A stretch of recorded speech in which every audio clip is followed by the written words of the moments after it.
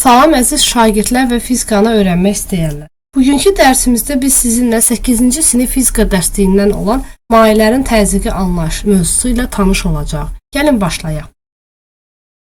Şəkildə su qabı 3 fərqli yerdən deşilir. Deşiklərdən axan su qabdan müxtəlif məsafələrdə tökülür.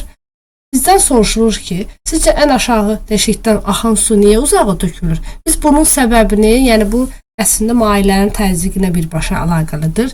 Yəni biz bunu geniş formada bu dərsimizdə sizinlə öyrənəcəyik ki, niyə görə bəzi hallarda, yəni əsasən dibə doğru getdikcə suda təzyiq daha yüksək olur və buna görə də bizdə su daha uzaq məsafəyə qədər tökülə bilir. Həmçinin digər slaydda bizə deyilir ki, nə üçün su dərinliklərdə işləyən dalğıclar xüsusi formada skafandr geyinirlər? Dərinlik artdıqca təzyiq necə dəyişir? Maye üstünün təzyiqi nədən asılıdır? Və biz bunu bu dərsimizdə sizinlə öyrənəcəyik. Deməli, biz bu dərsimizdə sizinlə mayələrin təzyiqinin hansı kəmiyyətlərdən asılı olduğunu geniş formada öyrənəcəyik. Ümumiyyətlə, mayedə atom və molekullar bərk cisimlərə nəzərən daha seyrək yerləşir. Siz şəkildə də bunu açıq-aydın görə bilərsiniz. Həmçinin mayeləri sıxmaq mümkün deyil. Bunu da görürsünüz. Çünki mayələr adətən daha çox bir-birləri ilə bərk cisimlərə nəzərən daha uzaq məsafələrdə yerləşirlər. Ona görə də sıxmaq mümkün deyil. Mayələr töküldüyü qabın formasını alır. Bunu biz gündəlik həyatda da müşahidə etmişik. Mayələr axıcılıq xüsusiyyətinə malikdir. Yəni töküldüyü qabın formasını alır və axıcılıq xüsusiyyətinə malikdir.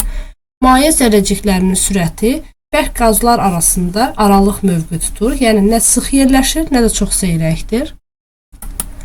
Hidrostatik təzyiq qabın oturacağının sahəsindən asılı deyil. Yəni əgər biz mayələrin təzyiqini nəzərə alsaq, o sahəni biz nəzərə almamalıyıq. Əgər sahələri baxmalı olsa, yəni biz sahələri görə bilərik fərqlidir. Yəni sahəyə baxmadan biz hidrostatik təzyiqi müəyyənləşdirə bilirik. Hər hansı bir qabda olan mayenin, həmçinin göllərdə, dənizlərdə və okeanlardakı suyun yaratdığı təzyiq hidrostatik təzyiqdir. Sükunətdə olan mayələrin də yaratdığı təzyiq hidrostatik təzyiq adlanır. Maye zərrəciklərinin bir-birinə və həmçinin töküldüyü qabın divarlarına göstərdiyi təsir mayenin təzyiqi adlanır. Çünki maye molekulları həm bir-birlərinə qarşılıqlı təsir göstərirlər, həm də qabın divarlarına təsir göstərirlər. Bu şəkildə də görə bilərsiniz. Mayələrin təzyiqi P bərabərdə ρGH düsturuna hesablanır.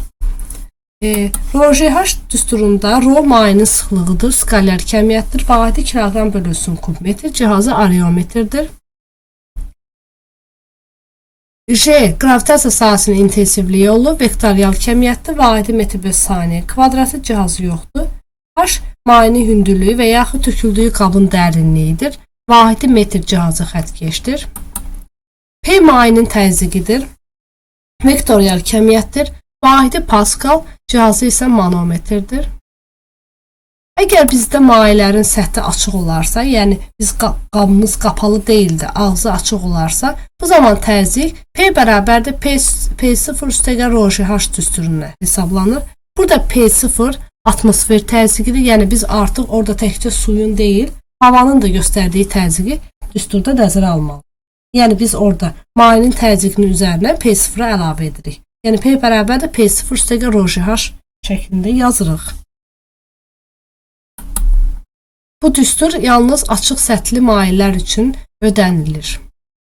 Bu slaydda isə biz həmin düsturları cədvəl şəklində sizə yazmışıq. Siz bu düsturu dəftərinizdə də qeyd edib məsələ həllində istifadə edə bilərsiniz. Əvvəlki slaydda öyrəndik ki, mayenin təzyiqi P bərabər ρGH düsturuna hesablanır. Belə çıxır ki, mayenin təzyiqi mayenin sıxlığından asılıdır, yəni növündən asılıdır. Yəni növündən düz mütənsib asılıdır deyə bilərik. Yəni sıxlıq artdıqca deyə bilərik ki, mayenin təzyiqi də artır. Şəkildə bizdə verilmişdir ki, su və yağ verilmişdir. Yağın adətən sıxlığı suya nəzərən daha böyükdür və ona görə də deyə bilərik ki, yağın qabın dibinə göstərdiyi təzyiq suya nəzərən daha böyük hesab olunur. Yəni, maye nə qədər qatı və sıx olduqca daha çox təzyiq göstərir. Ona görə də qabın dibinə doğru hərəkət edir. Adətən sıxlığı az olan yüngül mayələr qabın səthində olur, yəni üst hissəsində, yuxarı hissəsində olur. Belə çıxır ki, həmçinin qravitasiya sahəsinin intensivliyindən də asılıdır. Mayenin təzyiqi düz mütənasibdir. Bu şəkildə yaza bilərik. Düz mütənasibliyin qrafiki koordinat başlanğıcından keçən düz xəttdir. Mayenin təzyiqi asılıdır qravitasiya sahəsinin intensivliyindən. Çünki qravitasiya sahəsinin intensivliyi ekvatordan qütblərə doğru getdikcə artır. Belə çıxır ki, qütblərdə maye ekvatora nisbətən daha çox təsir göstərir. Mayenin təzyiqi həm hündürlükdə və ya qabın dərinliyindən də asılıdır. Yəni qabın dibinə endikcə təzyiq daha çox olur. Ona görə də deyə bilərik ki, düz mütənasib asılıdır. Qabı maye ilə tam doldurduqda yarım dolmuş nisbətən qabın dibinə göstərdiyi təzyiq daha çox olur. Yəni bizdə burada birinci qabda təzyiq daha çoxdur. Çünki su tamamilə doludur. Amma digər qabda, məsələn sarı mayeli qabda maye qabın tam hissəsini əhatə etmir, yarı hissəsini əhatə edir. Yəni biz burada qabın mayələrin hündürlüklərini, yəni sıxlıqlarını, hündürlüklərini, yəni dərinliklərini müqayisə etsək görərik ki, harda dərinlik çoxdursa təzyiq daha çoxdur, harda dərinlik azdırsa orada təzyiq də az olur. Ona görə də dənizin dərinliyində suyun təzyiqi səthə nəzərən daha çox olur. O bayaqki təcrübədə də ona görə də dibdəki maye daha çox böyük təzyiqlə daha çox uzaq məsafəyə hərəkət edə bilirdi. Dənizin dibində suyun təzyiqi daha çoxdur. Ona görə də suyun dərinliklərdə işləyən dalğıclar xüsusi forma skafandr geyinirlər ki, mayenin təzyiqinə çox məruz qalmasınlar və onlar rahatlıqla orada üzə bilsinlər. Skafandr xüsusi dalğıcların geyindiyi geyimdir. Mayenin təzyiqi dedik ki, həm də dərinlikdən də asılıdır. Yəni dərinliklər eynidirsə, əgər mayelərdə biz deyə bilərik ki, bu zaman təzyiqlər də bərabərdir. Heç bir dəyişiklik olmayacaq. Məsəl üçün bizə məsələ verilib ki, içərisində su olan qab təsvir olunur və iki nöqtə təzyiqləri müqayisə edin. Tutalım ki, biz bunu baxmış olsaq, təzyiqlər tutalım bu birinci nöqtə olsun bizdə, bu da ikinci nöqtə olsun. Biz baxırıq əvvəlcə bunların hündürlüklərini, yəni dərinliklərini müqayisə edirik. Bilirik ki, birincinin dərinliyi ikincinin dərinliyindən daha çoxdur. Yəni biz bunu belə xətlə çəksək, suyun dibindən görə bilərik. Yəni görə bilərik ki, H1 böyükdür H2-dən dərinlik baxımından. Biz də bilirik ki, təzyiqlərlə dərinliklər düz mütənasibdir. Ona görə deyə bilərik ki, P1 böyükdür P2-dən. Bu şəkildə yaza bilərik.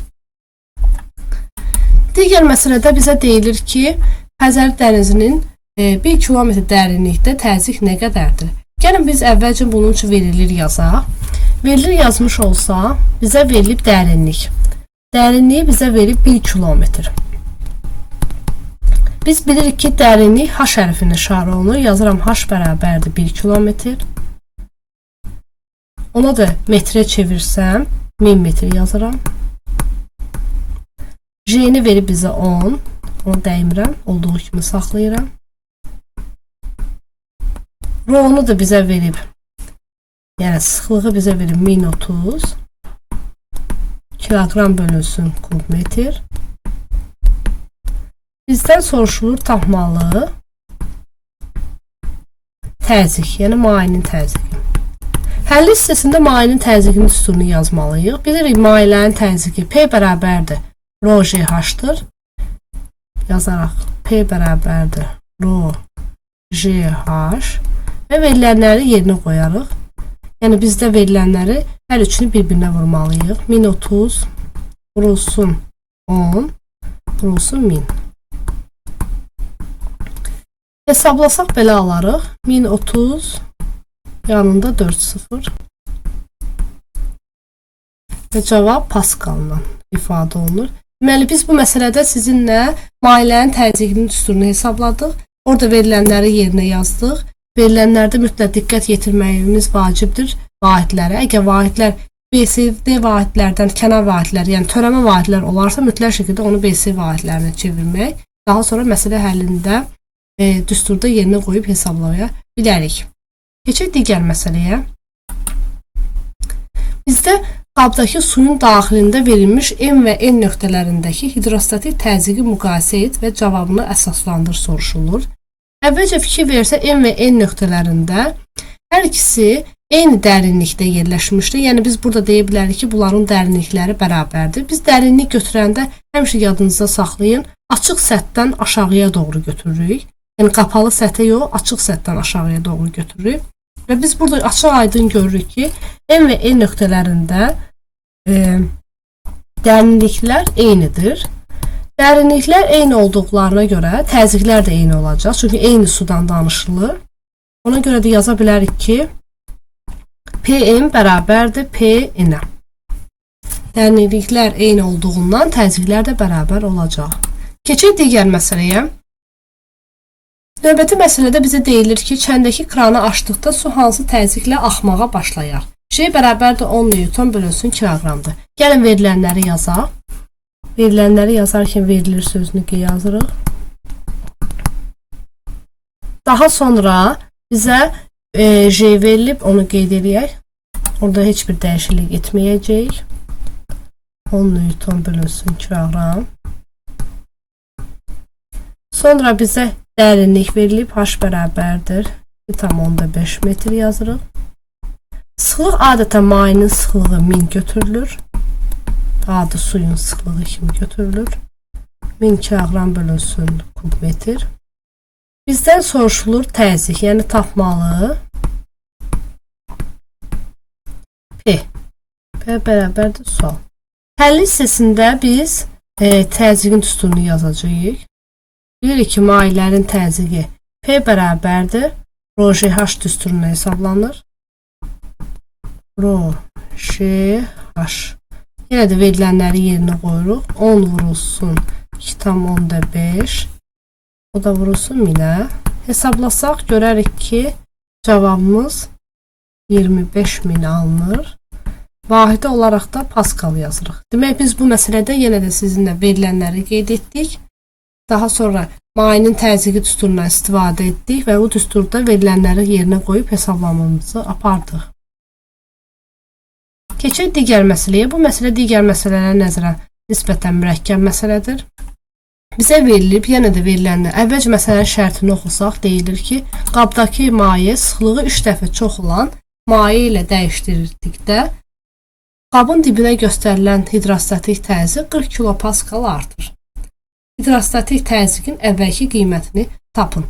Yenə də verilənləri yazsaq, bizə əslində ümumiyyətlə deyilir ki, mayenin sıxlığı 3 dəfə çoxdur. Yəni sıxlıq 3 dəfə çoxalmışdır. Sıxlıq 3 dəfə çoxalmışdırsa, bunu yaza bilərik ki, ρ2 bərabərdir 3 vurulsun ρ1 şəklində yaza bilərik. Yəni ikinci birincidən daha böyükdür. Təzyiq də deyir ki, 40 kilopascal artır. Daha burada dəfə demədiyindən biz toplama işarəsindən istifadə edirik. Təzyiq P-dir. Yəni ikinciyi birincidən böyük olur. Yazırıq P1 üstəgəl 40 kilopascal. Bizdən təzyiqin, yəni hidrostatik təzyiqin əvvəlki qiyməti, yəni P1 bizdən soruşulur. Biz bilirik ki, ümumiyyətlə hidrostatik təzyiq sıxlıqla düz mütənasibdir. Çünki P bərabərdir ρ(H) düsturunu keçdik və öyrəndik ki, P ilə ρ'lar düz mütənasibdir. Yəni biz bunu bu şəkildə yaza bilərik. Yəni P1-in P2 olan nisbəti düz mütənasib olduğundan ρ'ları da eynidir. ρ1-in ρ2 olan nisbəti şəklində yazırıq. Verilənləri qeyd etsək, P1 bizə verilməyib tək başına. Onun ki, P1-i saxlayıram. P2 bizə fikir verirsiniz. P1 üstəgə 40 şəklində yazırıq. Verilmişdir. ρ1-i də tək başına bizə verməyib. Yazıram ρ1. ρ2 nədir? ρ2 bizə verilib 3 ρ1. Yazıram 3 ρ1. Burada verilənləri yazandan sonra ixtisar aparırıq. ρ1-lər gedir. Sonra çarpaz vururuq. Çarpaz vursaq yazaram 3P1 bərabərdir P1 üstəgəl 40. Yəni tənasüblə. Tənasüblə 3'ü P1'ə vururuq. Burada 1 qalır. 1'i də P1 üstəgəl 40'a vururuq. Keçidirik bərabərliyin digər tərəfinə. 2P1 bərabərdir 40. P1'i tapsaq 40'ı yəni biz burada P1'i tapmış olsaq 40'ı 2'ye bölmüş olmalıyıq. 2'ye bölsə 20 Pascal alınır. Yəni biz burada hidrostatik təzyiqin əvvəlki qiymətini tapmaq bizdən soruşulurdu. Ona görə biz P1'i tapdıq. Əgər hidrostatik təzyiqin növbəti, yəni sonraki qiymətini bizdən soruşularsa, biz P1'in üzərinə 40 gəlməliydik. Yəni 20'nin üstünə 40 gəlməliydik.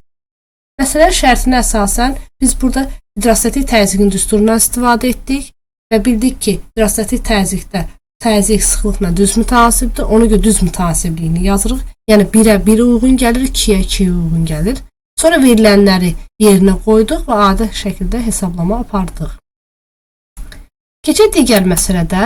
Digər məsələdə bizə deyilir ki, şəkildə təsvir edilmiş qabda sıxlığı 1000 kiloqram kubmetr olan suyun M nöqtəsində yaratdığı təzyiqi hesablayın. Yenə də biz burada veriləri yazmalıyıq.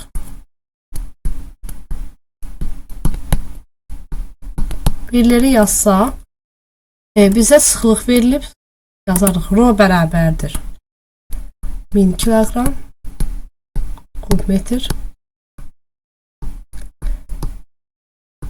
J bizdə həmişə 10'dur. Ona görə 10 yazıram. Metr bölü saniyə kvadratı. Hündürlük, yəni dərinliyi baxsaq, biz həmişə deyirik ki, dərinliyi açıq səthdən aşağıya doğru götürülür. Açıq səthdən aşağıya doğru götürsək, biz onda 30'dan 25'e çıxmalıyıq. 30'da, yəni bu yuxarıdan aşağıya doğru götürməliyik. Yəni bu şəkildə çəkməliydik əslində. Bax, bu sizdir. Ona görə də bizdə H yəni dərinlik olacaq 5 santimetr. Onu mütləq şəkildə metrə çevirsək 0,5 metr olacaq. Tapmalı hissəsində bizdən təzyiq soruşulur. P bərabərdir sual. İndi həll hissəsində biz bunu hesablamalıyıq. Həll hissəsində təzyiqin düsturunu yazsaq, P bərabərdir Rho J H. Qiymətlərini qoyub yerini hesablayırıq. 1000 vurulsun 10 da vurulsun 0,5. Hesablama aparsaq cavab eləyəcək 500 Pascal.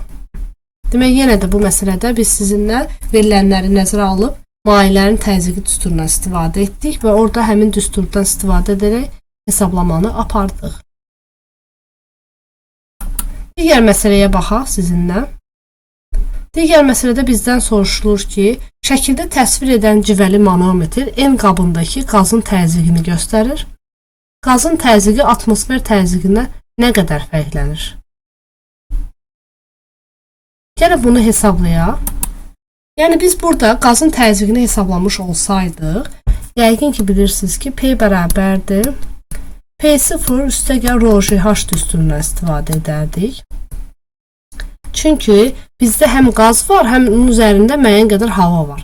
Havanın da atmosfer təzyiqini nəzərə almalıyıq. Bizdən soruşulur ki, qazın təzyiqi atmosfer təzyiqindən nə qədər fərqlənir? Yəni biz burada fərqi tapmalıyıq. Yəni qazın təzyiqi, yəni P qaz P0 çıxsaq, Rho J H alarıq. Rho bizdə sıxlıq, mayinin sıxlığı götürülür, civənin sıxlığı. Yəni, biz burada hesablama aparmırıq. Sadəcə göstərməliyik ki, nə qədər fərqlənir. Nə qədər fərqlənməni tapmaq üçün ilk növbədə biz bu məsələdə civənin sıxlığını nəzərə alsaq, civənin sıxlığı adətən 13600-dür. Yazırıq. J 10'dur.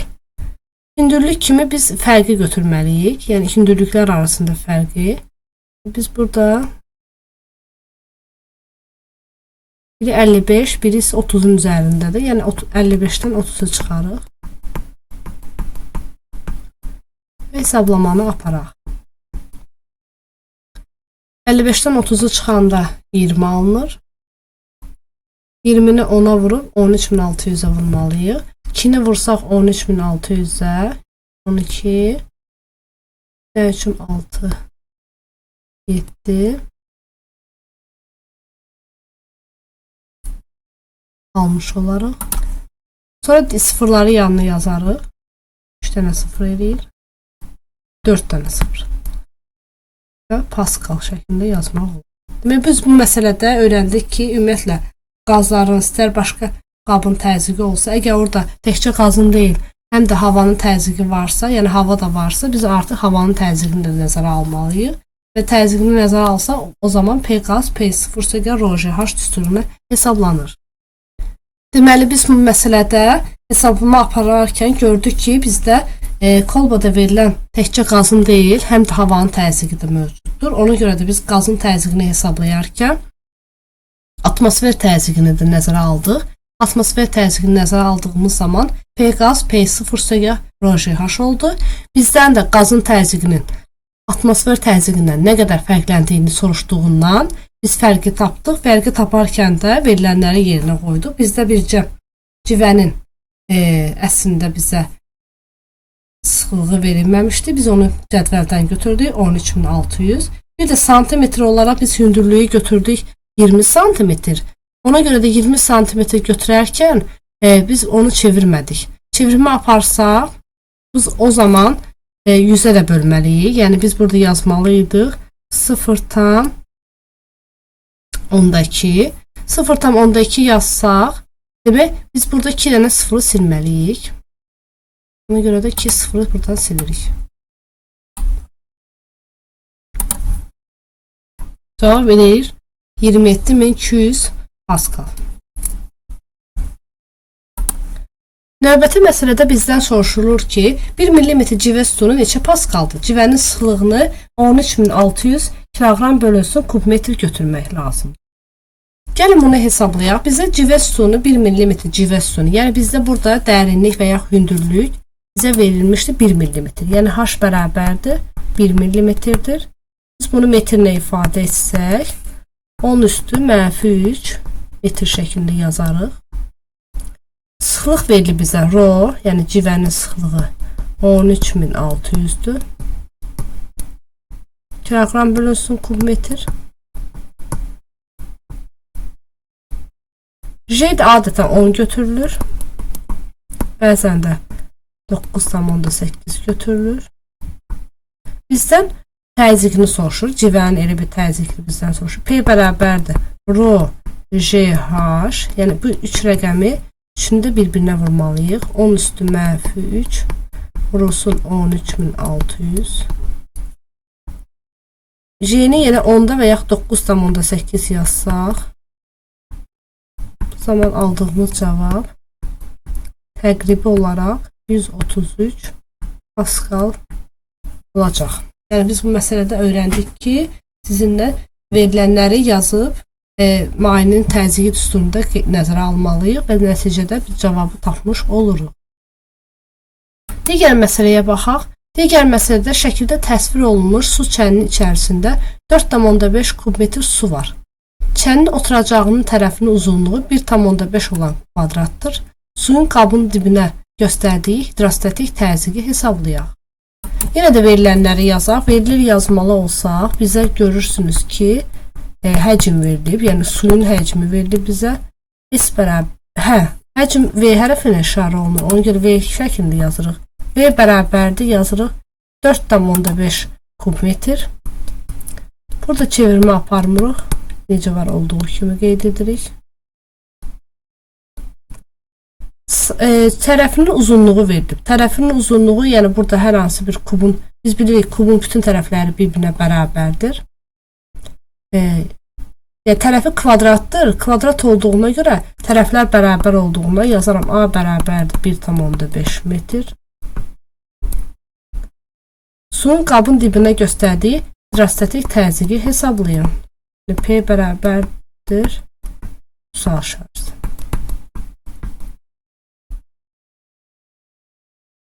Gəlin bunu hesablayaq. Hesablayarkən görə bilərik ki, həll hissəsini yazsaq, görürük ki, qabın sahəsini biz hesablaya bilərik. Qabın alt oturacağının sahəsi biz bilirik ki, kvadratdır. S bərabərdir A kvadratıdır. Yəni biz burada 1,5'i 1,5'ə vurmalıyıq.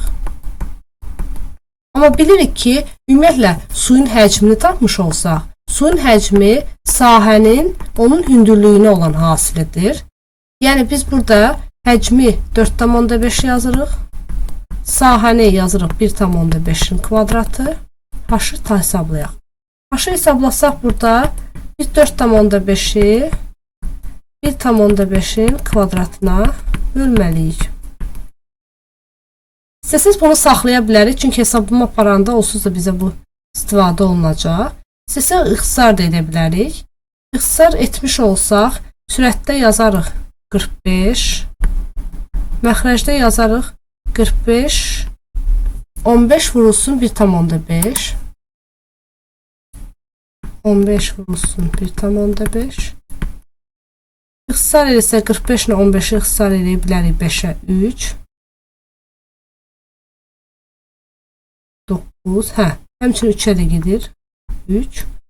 3-ü də 1,5-ə bölsək 20 alınır. 20 metr tapdıq. Bizdən suyun qabın dibinə göstərdiyi hidrostatik təzyiq soruşulur. Ona görə də biz burada hidrostatik təzyiqi də hesablamalıyıq. Hidrostatik təzyiq bilirik ki, P bərabərdir Rho J H düsturuna hesablanır. Yerlərini qoysaq, suyun bilirik sıxlığı 1000-dir. J 10-dur. H-ı da biz tapdıq 20. Bunu da yerinə hesablayıb qoysaq, taparıq 20, 200 min. 200 min Pascal. Və yaxud bunu bu şəkildə yaza bilərik. 200 kilopascal. Çünki bilirik kilo 1000 deməkdir. Kilopascal şəklində də yaza bilərik. Demək biz bu məsələdə sizinlə şəkildə təsvir olunmuş su çəninin istifadə etdiyi, yəni su çəninin hidrostatik təzyiqini hesabladıq. Bu zaman biz həcm düsturundan istifadə etdik. Öncədən həcm düsturunu hesablayarkən biz bilirik həcm sahə ilə hündürlük hasilinə bərabərdir. Sahə də kvadrat olduğuna görə kvadratın sahəsi A kvadratıdır. Yəni biz bu düsturda hündürlüyü və yaxud dərinliyi hesabladıq. Daha sonra hidrostatik təzyiqin düsturunu gətirib yerinə qoyub hidrostatik təzyiqi də hesabladıq. Keçək digər məsələyə. Digər məsələdə bizdən soruşulur ki, eyni hündürlüklü iki müxtəlif sıxlıqlı mayelərin hidrostatik təzyiqinin səthdən olan məsafədən, yəni dərinlikdən asılı qrafikləri məlumdur. Bizdən soruşulur ki, şəklə əsasən, yəni qrafikə əsasən hansı mayenin sıxlığının böyük olduğunu müəyyən edin. Biz baxsaq görərik ki, mayenin sıxlığı adətən təzyiqlərlə müəyyənləşir. Yəni biz mayenin hidrostatik təzyiqini yazsaq, P bərabərdir Rho J H-dır. Biz əvvəlki slaytlarda öyrəndik ki, mayenin sıxlığı təzyiqlə düz mütənasibdir. Yəni biz baxmalıyıq. Müəyyən bir nöqtə götürüb baxsaq, təzyiq hansı halda təzyiq böyükdürsə, orada sıxlıq da daha böyük hesab olunur. Biz də bilirik ki, bir rəqəm götürsək, bunu hesablayarkən belə bir şəkildə hesablaya bilərik. Bir nöqtə götürə bilərik. Hər hansı bir nöqtədə biz xəttlər çəkə bilərik, perpendikulyar. Gəlin çəkək. Birinci bu istiqamətdə çəkək. Daha sonra aşağıya doğru çəkək. Görə bilərik ki, eyni hündürlükdə 1 və 2 cisimləri üçün və 2 mayeləri üçün təzyiqlər fərqlidir. Və buradan açıq aydın görünür ki, ikincinin təzyiqi birincinin təzyiqindən böyükdür. Yəni P2 böyükdür P1-dən. Biz də dedik ki, P-lərlə Rho-lar, yəni mayenin təzyiqi ilə sıxlıqları düz mütənasibdir. Əgər P-ləri bu şəkildə yazmışıqsa, sıxlıqları da o formada yazmalıyıq. Yəni eyni cür yazmalıyıq. Rho2 böyükdür Rho1 şəklində yazarıq. Keçək digər məsələyə.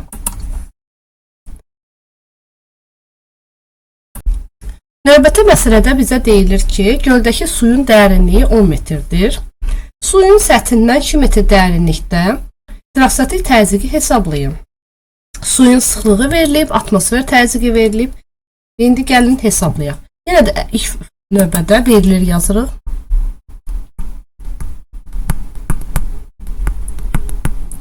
Verilir də bizə dərinlik verilib, yəni H. Bizdən deyilir ki, ümumiyyətlə suyun dərinliyi 10 metrdir. Amma bizdən suyun səthindən 2 metr dərinlikdə soruşur. Təzyiq hesablayan. Suyun səthindən 2 metr dərinlikdə. Ona görə də biz burada H-ın yerinə 2 metr yazacağıq. Bizə ən dibdəki təzyiqi soruşmur. 2 metr dərinlikdə soruşduğuna görə H bərabər 2 metr yazırıq. Sıxlıq bizə verilib. Rho bərabərdir 1000 kiloqram bölünsün kub metr.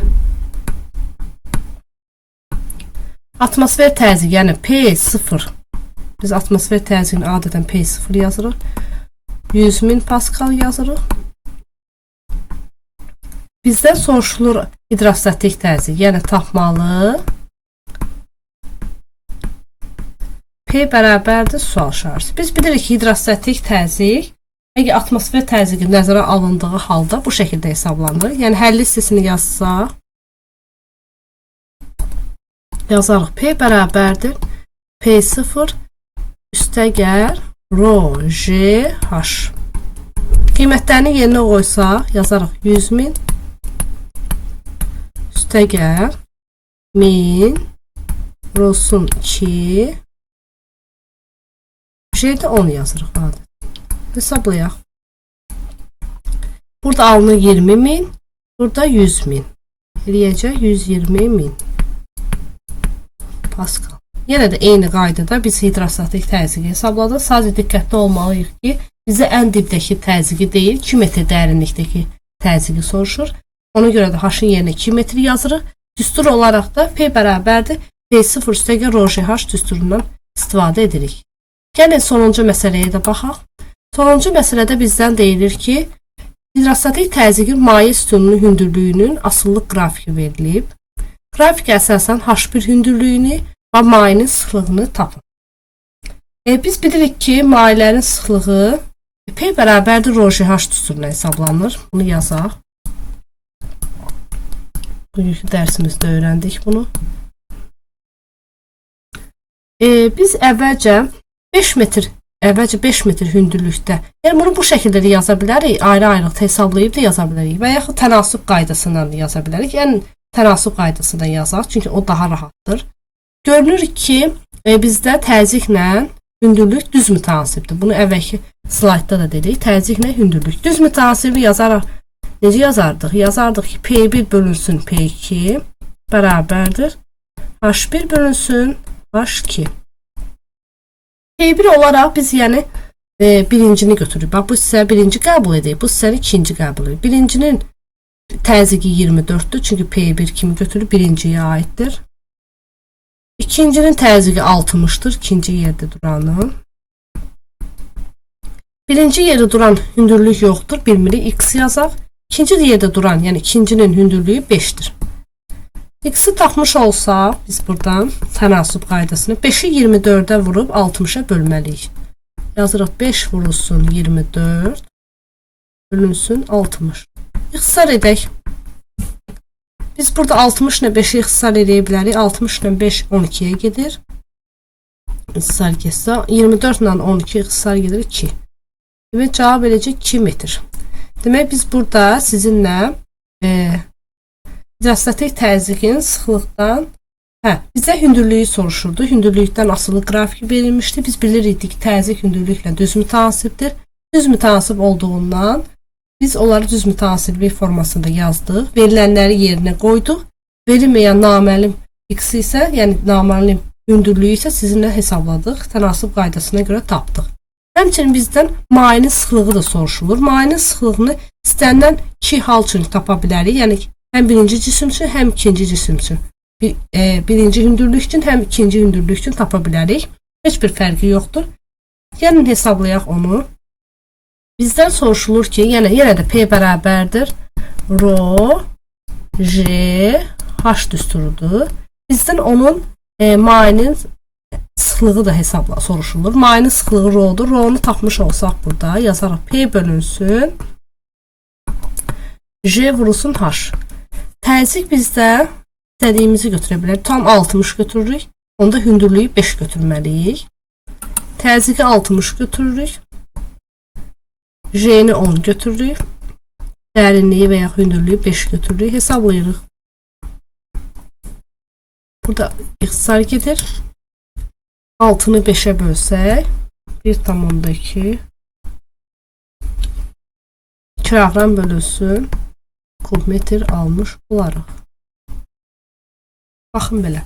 Demək biz bu məsələdə sizinlə düz mütənasiblik qaydasından istifadə edərək təzyiqlərlə hündürlüklər arasında əlaqəni yazdıq və bizə lazım olan birinci hündürlüyü H1-i tapdıq.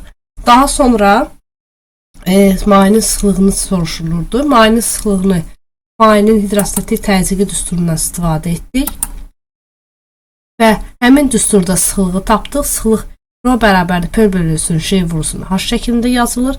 Ona görə də P-ni, yəni 60'ı, yəni biz burada 60 da götürə bilərdik, 24 da götürə bilərdik, heç bir fərqi yoxdur. Əgər biz 60 götürmüşiksə, hündürlük olaraq 5'i götürməliydik. Əgər təzyiq olaraq 24 götürmüşiksə, hündürlük olaraq aldığımız 2 metri götürməliydik.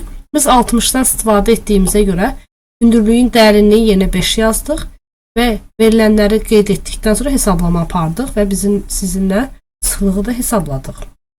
Demək, biz bugünkü dərsimizdə sizinlə mayilərin təzyiqi anlayışında tanış olduq. Mayilərin təzyiqi bildik ki, P bərabərdir rho H düsturuna hesablanır və öyrəndik ki, P, rho və H-la düz mütənasibdir və həmçinin öyrəndik ki, mayilərin təzyiqi əgər atmosfer təzyiqi nəzərə alınarsa, yəni əgər açıq səthli qablardan söhbət gedərsə, biz bu zaman atmosfer təzyiqini də nəzərə almalıyıq. Və düstur P bərabərdir P0 rho H düsturuna hesablanır və həmçinin öyrəndik ki, mayilərin təzyiqi həm P ilə, həm rho ilə, həm J ilə, həm H ilə düz mütənasibdir. Daha sonra onlara uyğun olaraq məsələlərə baxdıq sizinlə və dərsimiz bu qədər. Gələn dərslərə qədər sağ olun.